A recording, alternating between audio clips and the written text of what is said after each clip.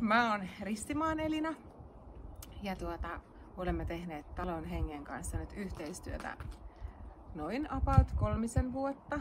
Tiivistä yhteistyötä siivouspalvelun osalta ja ollaan kyllä oltu todella tyytyväisiä.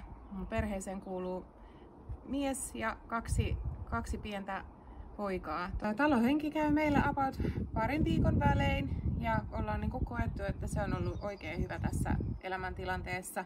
Viikossa ei ehkä saada niin kauheata kaaosta aikaiseksi, mutta 2 viikossa jo kyllä. Että me ollaan sovittu, että meillä on ne perushyvät siivot, mitä mä en arkisin ehdi tekemään isännän kanssa, niin että ihan nämä perus isommat imuroinnit ja lattianpesut ja vessojen pesut ja että Talon Hengen kanssa kyllä pystyy sopimaan vaikka ihan petivaatteiden vaihdosta ja